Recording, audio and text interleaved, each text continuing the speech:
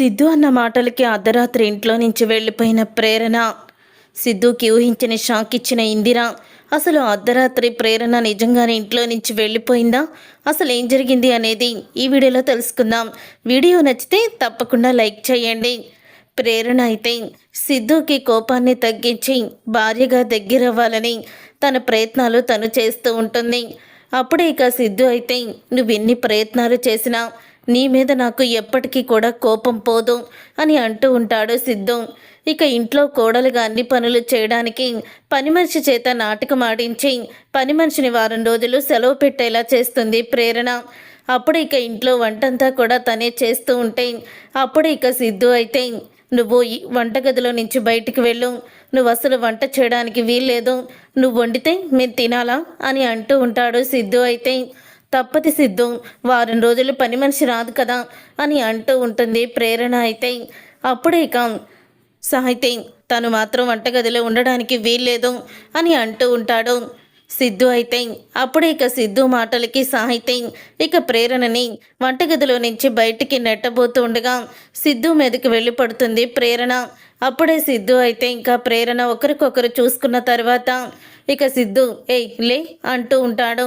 అప్పుడే పసుపు కొమ్ముతాడు అయితే సిద్ధు బటన్కి చిక్కుకుంటుంది. చూసారా మన బంధం విడదీయలేనిది అని ఆ దేవుడు మళ్ళీ మనకి ఎలా ముడేశాడు అని అంటూ ఉంటుంది ప్రేరణ. ఈ ముడిని నేను విప్పేస్తాను అని ఇక వెంటనే ఆ తాడుని ఆ బట్టన్ నుంచి విప్పేస్తాడు. అప్పుడు ఇక ప్రేరణ అయితే ఈ ముడి ఇప్పుతారు కానీ అసలు ముడి విప్పలేరు కదా మీరు అని అంటూ ఉంటుంది ప్రేరణ. సాహితీ నువ్వు వెళ్ళు, మీ అమ్మగారే నేను వంట చేస్తానంటే ఏమి మాట్లాడకుండా బయటికి వెళ్ళిపోయారు అంటే మౌనం అంగీకారం అనే కదా అర్థం. అందుకనే నేనే వంట చేస్తున్నాను, మీరు వెళ్ళి కూర్చోండి, ఎంత ఒక్క గంటలో అన్ని రకాల ఐటమ్స్ వండేస్తాను అని అంటూ ప్రేరణ అయితే వంట చేస్తుంది. అలా ప్రేరణ వంట చేసిన తర్వాత అప్పుడే ఇక అందరికీ కూడా వడ్డిస్తూ ఉంటుంది. ఇంతలో అనుకోకుండా ఆ ఘనాగాడు అయితే ఇక ఎంట్రీ ఇస్తాడు. అబ్బా మీ కుటుంబం ఎంత చూడముచ్చటిగా ఉందో అని అంటూ ఉంటాడు ఘన. అప్పుడు ఇక ఘనాని చూసి సిద్ధు అయితే రే ఎందుకు వచ్చావురా నువ్వు ఇక్కడికి, పోరా బయటికి అని అంటూ ఉంటే మీ కుటుంబాన్ని చూస్తుంటే చాలా ఆనందంగా ఉంది. చెల్లెలికి పెళ్లి కాకుండా అన్న పెళ్లి చేసుకున్నాడు. చెల్లెలు పెళ్లి పీటల మీద ఆగిపోతే ఇంత కూడా బాధ లేదు పాపం అన్నగారికి అని అంటూ ఉంటాడు. ఘన అయితే నా చెల్లి పెళ్లి గురించి నీకెందుకురా అని అడుగుతూ ఉంటాడు సిద్ధు. అవును మరి ఆ రోజు నేను వేరే అమ్మాయిని మోసం చేశానని పెళ్లి పీటల మీద నుంచి నన్ను బయటికి గెంటేశారు. ఇప్పుడు మాత్రం ఎంత ఉత్తమమైన కోడల్ని తీసుకొచ్చి ఇంట్లో పెట్టుకున్నారో, ఎవరికి పుట్టిందో తెలీదు, తండ్రి ఎవరో తెలీదు, అలాంటి దాన్ని తీసుకువచ్చి ఇంత గొప్ప కుటుంబానికి కోడల్ని చేశారు. హ్యాట్స్ ఆఫ్ ఆంటీ, మీకు హ్యాట్స్ ఆఫ్ అని అంటూ ఉంటాడు ఘన. అయితే రే పిచ్చి పిచ్చి మాటలు మాట్లాడకుండా పో బయటికి అని అంటూ ఉంటుంది ప్రేరణ. అబ్బో అప్పుడే నీ ఇల్లులాగా అధికారం చాలా ఇచ్చేస్తున్నావే అని ఘన అయితే అంటూ ఉంటాడు. అప్పుడే ఇక ఘనతో ప్రేరణ అయితే ఇది నా ఇల్లు, నేను ఉంటాను, ఇక్కడికి నీకు వచ్చే హక్కు ఏంటి, పోరా బయటికి అని అంటూ ఉంటుంది ప్రేరణ. అప్పుడే నీ ఇల్లు అయిపోయిందా? ఆంటీ ఏదో గొప్పవాళ్ళు కాబట్టి, ఆవిడ మనసు ఎంతో మంచిది కాబట్టి నువ్వు ఎంత చేసినా ఎన్ని మాటలన్నా తన కొడుకుని ఆవిడికి దూరం చేయాలని చూసినా నిన్ను కోడలుగా ఒప్పుకొని ఈ ఇంట్లోనన్నా ఉండనిస్తుంది. కానీ నువ్వు మాత్రం ఏం చేస్తున్నావో వాళ్ళని భలే కాక పట్టుకుంటున్నావే. నీ మీద ఉన్న కోపం మొత్తం పోవాలని భలేగా నువ్వు కవర్ చేసుకుంటున్నావు. అయినా నువ్వు ఇంత మాత్రాన కవర్ చేసినంత మాత్రాన నీ పుట్టుక అనేది అదంతా కూడా నీతిగా మారిపోతుందా? తండ్రి ఎవరో తెలియని దానివి ఇక నువ్వు మాత్రం ఇక్కడ మంచి కోడలివి అలా అనిపించుకుంటావు. రేపటి రోజున ఇలాంటి అమ్మాయిని తీసుకువచ్చి మీ కోడలిగా చేసుకున్నారంటే పాపం ఆంటీ తన ముఖం ఎక్కడ పెట్టుకుంటుందో, ఎంత అవమానమో. ఏదో కొడుకు మీద ఉన్న ప్రేమతో ఏమీ చెయ్యలేక నిన్ను కోడలుగా లోపలికి రానిచ్చారు. ఇప్పుడు నువ్వు వండింది కూడా తినేస్తున్నారు. ఇక రేపటి రోజున నువ్వు చెప్పినట్టు కూడా వింటారులే అని ఘన అయితే అంటూ ఉంటాడు. ఇక ఘన అన్న మాటకి అప్పుడే ఇక ఒక్కసారి పైకి చేస్తుంది. ఇక తినేది భోజనం చేయకుండా మంజు అయితే అప్పుడే ఇక మంజు అలా పైకి లేచేసరికి అత్తయ్య వాడి మాటలు పట్టించుకోకండి, వాడు ఎదుటి వాళ్ళు ఆనందంగా ఉంటే కళ్ళల్లో నిప్పులు పోసుకునే వెధవ. అలాంటి వెధవ మాటలు మీరు పట్టించుకోవడం ఏంటత్తయ్య అని అంటూ ఉంటుంది ప్రేరణ. అబ్బో, అత్తగారిని అప్పుడే కంట్రోల్లో పెట్టేశావే అని ఘన అయితే మాట్లాడుతూ ఉంటాడు.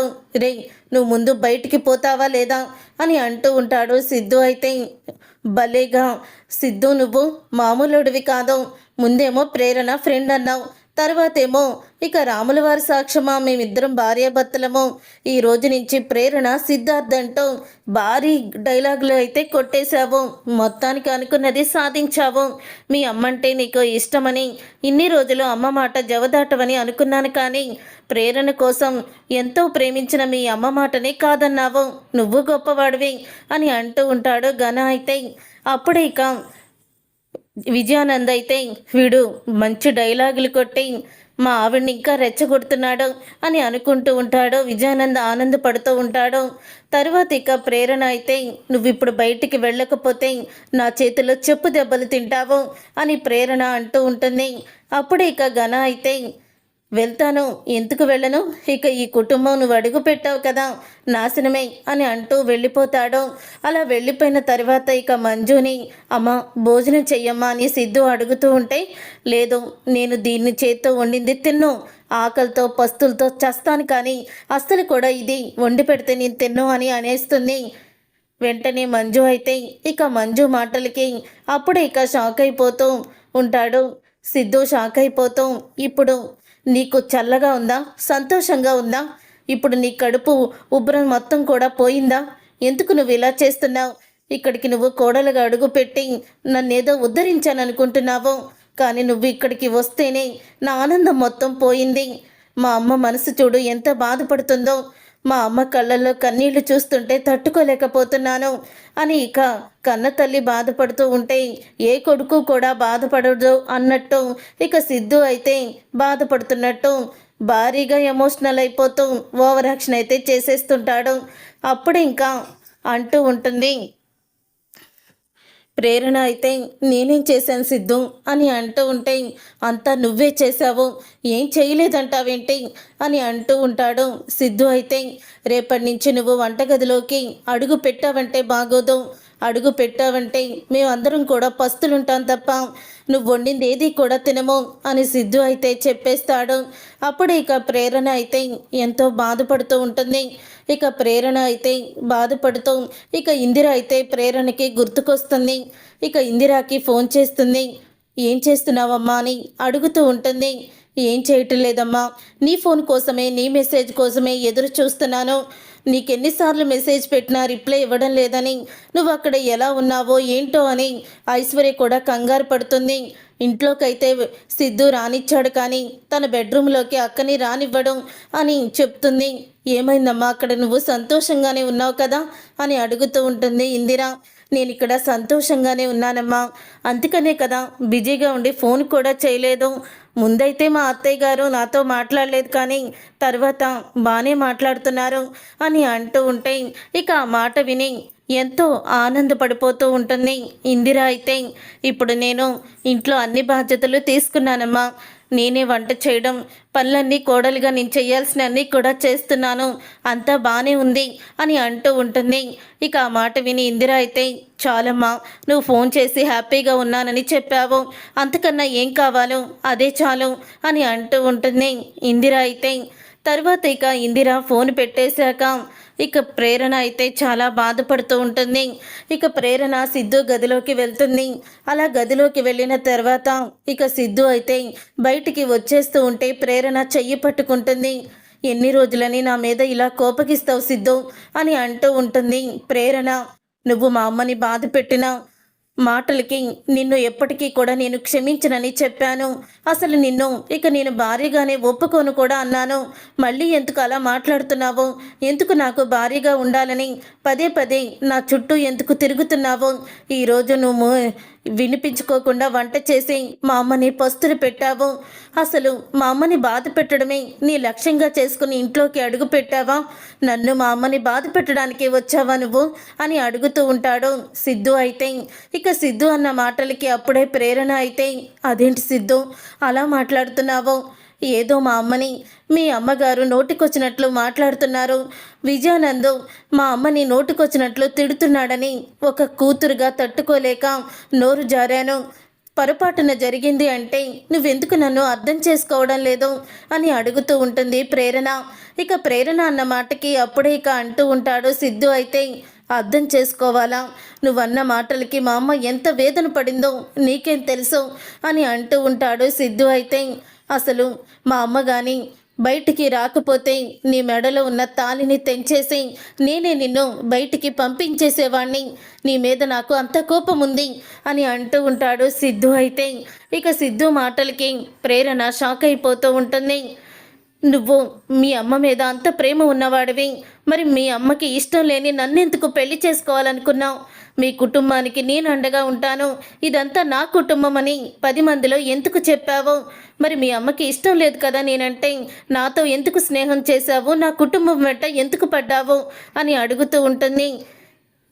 నీ గురించి తెలియక, నీ గురించి ఇలా తాపత్రయం పొంది నీ ప్రేమలో పడ్డాను, లేకపోతే ఎప్పుడో నిన్ను దూరం పెట్టేవాణ్ణి అని అంటూ ఉంటాడు.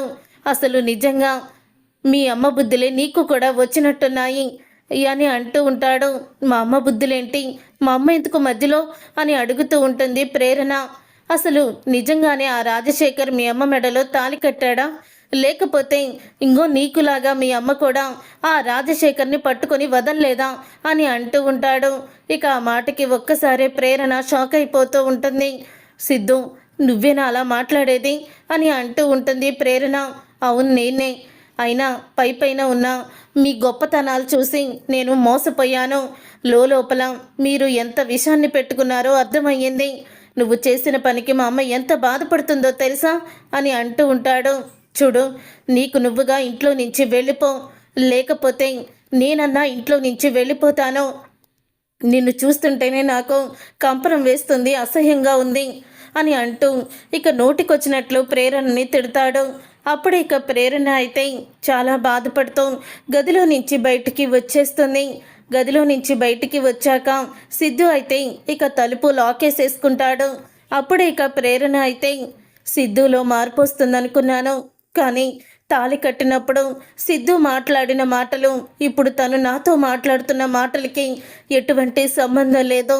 ఇంకా నేను ఇక్కడే ఉండి దిగజారిపోయి మా అమ్మను కూడా దిగజార్చే పరిస్థితికి తీసుకురావాలా? ఇంట్లో నుంచి వెళ్ళిపోవాలా? ఇంట్లో నుంచి వెళ్ళిపోతే పుట్టింటికి వెళ్ళిపోకూడదు. ఇప్పటికీ అమ్మని అందరూ నానా మాటలు అంటున్నారు. మళ్ళీ నేను కాపురాన్ని కూల్చేసుకొని వెళ్ళి అమ్మని బాధ పెట్టలేను. ఇప్పటికే నాన్న మోసం చేశాడని అమ్మ ఎంతో కృంగిపోతుంది. అలాంటి అమ్మకి మళ్ళీ నేను పుట్టింటికి వెళ్ళి శోకాన్ని మిగిల్చలేను. ఏదోటి చెయ్యాలి అని ఆలోచిస్తూ ఉంటుంది. ఇక వెంటనే ప్రేరణ అయితే ఆలోచించి, నేను ఇంట్లో నుంచి ఎవ్వరికి చెప్పకుండా ఎవ్వరికి కూడా దొరికినంత దూరం వెళ్ళిపోతాను అని బ్యాగ్ తీసుకొని తను అర్ధరాత్రి అయితే ఇక బయటికైతే వెళ్ళిపోతుంది. అర్ధరాత్రి అలా రోడ్డు మీద నడుచుకుంటూ వెళ్ళిపోతూ ఉంటుంది. ఇక ప్రేరణ అలా వెళ్ళిపోయిన తర్వాత అప్పుడు ఇంకా ఉదయం అవుతుంది. ఉదయం అవ్వంగానే ఇక ప్రేరణ అయితే ఇంట్లో కనిపించదు. కనిపించకపోయేసరికి సిద్ధు అయితే మొత్తం కూడా వెతుకుతాడు, కానీ ప్రేరణ ఇక్కడ కూడా కనిపించదు. సాహితీ గది దగ్గరికి వెళ్ళి సాహితిని అడుగుతాడు. ఏమో అన్నయ్య, ప్రేరణ గారు నాకు కనిపించలేదు అని అంటూ ఉంటుంది సాహితి. మొత్తం కూడా వెతికితే ఎక్కడా కూడా ప్రేరణ కనిపించదు, కానీ ఒక చీటీ అయితే ఉంటుంది.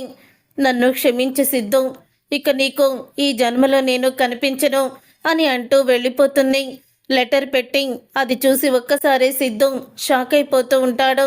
అప్పుడే విజయానంద్ అయితే, మంజు నీకోడు తెలుసా, ఆ ప్రేరణ ఇంట్లో నుంచి వెళ్ళిపోయింది అని అంటూ ఉంటాడు సిద్ధు గురించి. సిద్ధుకి లెటర్ కూడా రాసింది, నీకు నేను ఈ జన్మలో కనిపించని సిద్ధు అని చెప్పి అని అంటూ ఇక విజయానంద్ అయితే ఎంతో ఆనందపడుతూ చెప్తూ ఉంటాడు. తర్వాత ఇక మంజు కూడా ఎక్కడికి వెళ్ళిపోయి ఉంటుందిలే, వాళ్ళు పుట్టింటికి వెళ్ళుంటుంది అని మంజు అంటూ ఉంటుంది. ఇంతలో మంజు బయటికి వస్తుంది. ఇక సిద్ధు అయితే ఐశ్వర్యకి ఫోన్ చేస్తాడు. ఐశ్వర్యకి ఫోన్ చేస్తే రంజిత్ ఫోన్ లిఫ్ట్ చేస్తాడు. ఐశ్వర్య ఫోన్ ఇక్కడ వదిలేసి వెళ్ళింది, ఎలా ఉన్నారు సిద్ధు గారు అని అడుగుతూ ఉంటాడు రంజిత్ అయితే. ప్రేరణ అక్కడికి వచ్చిందా అని అడుగుతూ ఉంటాడు సిద్ధు. ప్రేరణనా? ప్రేరణ ఇక్కడికేమీ రాలేదే అని అంటూ ఉంటాడు రంజిత్. అయితే ఇక ఆ మాట విని ఒక్కసారే సిద్ధు షాక్ అయిపోతూ ఉంటాడు. ప్రేరణ అక్కడికి రాలేదా అని అంటూ ఉంటే, ఏమైంది సిద్ధు గారి, ప్రేరణ ఇంట్లో లేదా అని అడుగుతూ ఉంటాడు. ఇంట్లో లేదు అని అనంగాల్ని ఒక్కసారి రంజిత్ కూడా షాక్ అయిపోతూ ఉంటాడు. అప్పుడు ఇక సిద్ధు అయితే ఫోన్ పెట్టేసి బాధపడుతూ ఉంటాడు. ఇంతలో రంజిత్ అయితే ఇందిరాకి ఈ విషయం చెప్పేస్తాడు. చెప్పేయడంతో ఇక ఇందిర అయితే చాలా కోపంగా సిద్ధు ఇంటికైతే వస్తుంది. సిద్ధు ఇంటికి వచ్చి సిద్ధార్థ్ బయటికి రా అని అడుగుతూ ఉంటుంది, పిలుస్తూ ఉంటుంది. అప్పుడే ఇక లోపలికి రండి ఆంటీ అని అంటూ ఉంటాడు సిద్ధు. అయితే ప్రేరణ ఎక్కడా అని అడుగుతూ ఉంటుంది ఇందిర. ప్రేరణ రాత్రి నుంచి కనిపించడం లేదు అని అనగానే, ఎందుకు కనిపించడం లేదు, తను సడన్గా అలా వెళ్ళిపోయే అమ్మాయి కాదు కదా, మరి తను నీకు కూడా చెప్పకుండా ఎందుకు వెళ్ళిపోయింది అని అడుగుతూ ఉంటుంది ఇందిర. అయితే అప్పుడే ఇక పక్కనే ఉన్న విజయానంద్ అయితే, సిద్ధు అసలు తనని భారీగానే ఒప్పుకోలేదు, అయినా సరే సిద్ధు వెనకాలే సిగ్గు లేకుండా తిరుగుతూ నువ్వు తాళి కట్టిన నీ భార్యని అంటూ తను నోటికొచ్చినట్లు మాట్లాడేది, అందుకే సిద్ధుకి విరక్తి వచ్చేసింది అని అంటూ ఉంటాడు విజయానంద్. అయితే ఏంటి, నువ్వు ప్రేరణ ఇద్దరూ కూడా కలిసి ఉండడం లేదా, మాట్లాడుకోవడం లేదా, ఇంకా నువ్వు ప్రేరణని క్షమించలేదన్నమాట అని అంటూ ఉంటుంది ఇందిర. మరి అలాంటప్పుడు మీ అమ్మ బాధపడుతుంది అని అనుకున్నవాడివి ఎందుకయ్యా, ఎందుకు ప్రేరణ మెడలో తాళి కట్టావు? తాళి కట్టి ఈ రోజు నుంచి నేను వీళ్ళకి ఉన్నాను, అంతా నేనే చూసుకుంటానని జనం అందరి ముందు ఎందుకు నువ్వు గొప్పగా మాట్లాడావు? మాకెందుకు న్యాయం చేస్తానని చెప్పావు? ఈ రోజు నుంచి ఇదంతా నా కుటుంబము, వీళ్ళంతా నా వాళ్ళు అంటూ ఎందుకు మాట్లాడావు? ప్రేరణకి నేనున్నానని ఎందుకు ధైర్యం చెప్పావు? మీ అమ్మకి మనసుకి బాధ కలిగించే విషయం ఏది కూడా నువ్వు చెయ్యనప్పుడు, మీ అమ్మ మన బాధపడే పనులు ఏవి కూడా నువ్వు చేయనప్పుడు, మరి మీ అమ్మకి ఇష్టం లేని ప్రేరణ మెడలో ఎందుకు తాళి కట్టావు? మరి మీ అమ్మ బాధపడతా అప్పుడు నీకు అనిపించలేదా? అంటే పెళ్లి చేసుకున్నాక వదిలేసినా ఏం చేసినా ఎవరు ఏమీ మాట్లాడరులే, వాళ్ళకి దిక్కెవరు అని అనుకున్నావు కదా. అందరి మగాళ్ళలాగే నువ్వు కూడా ప్రవర్తించావా? అసలు ప్రేరణ నువ్వు తన మీద ఎంత ప్రేమని పెంచుకున్నావో తెలుసుకొని తన మనసులో ఉన్న ప్రేమని కూడా నా ముందు బయట పెట్టింది. వాళ్ళ అమ్మగారికి ఇష్టం లేదని ఒకే ఒక్క కారణంతోనే నేను సిద్ధుని దూరం పెట్టానమ్మా. లేకపోతే సిద్ధు నా ప్రాణం, నాన్న తర్వాత అంతగా నేను ప్రేమించింది సిద్ధునే అని నా కూతురు నాతో చెప్పి నీ దగ్గరికి వచ్చింది. కానీ నా కూతురు మనసు నువ్వు అర్థం చేసుకోకుండా ఇంతలా మారిపోయావంటే నువ్వు అందరు మగాళ్ళలాగే అని అనుకుంటున్నాను సిద్ధు. అలాంటి వాడివి నా కూతుర్ని ఎందుకు పెళ్లి చేసుకున్నావో? చూడు, ఒక్క మాట చెప్తాను విను. నా కూతురికి ఏదైనా జరగరాంది జరిగితే జీవితంలో ఇక నేను క్షమించను. నువ్వు కూడా జీవితాంతం ఒక ఆడపిల్లని నువ్వు చంపేశానన్న బాధ నీలో ఉంటుంది అని అంటూ ఉంటుంది ఇందిర. అయితే ఏంటి నా కొడుకు ఏదో తప్పు చేసినట్టు మాట్లాడుతున్నావు అని అంటూ ఉంటుంది మంజు. అయితే ఏంటమ్మా, ఒక ఆడపిల్లని అర్థం చేసుకోకుండా నోటుకొచ్చినట్లు మాట్లాడావు. నీకు ఆడపిల్ల ఉంది కదా, ఆ మాత్రం అర్థం కాలేదా? అయినా నువ్వేదో పెద్ద గొప్ప శ్రీమంతురాలివి, గొప్ప గుణవంతురాలివి అనుకుంటున్నావు. మొగుడు చనిపోయినా 2 నెలలకే భర్త స్నేహితుడిని పెళ్లి చేసుకున్నావు. మరి నీకు అప్పుడు తప్పుగా అనిపించలేదా? 12 సంవత్సరాల కొడుకుని పెట్టుకొని 2వ పెళ్లి చేసుకున్నావే, మరి నిన్నేమనాలి?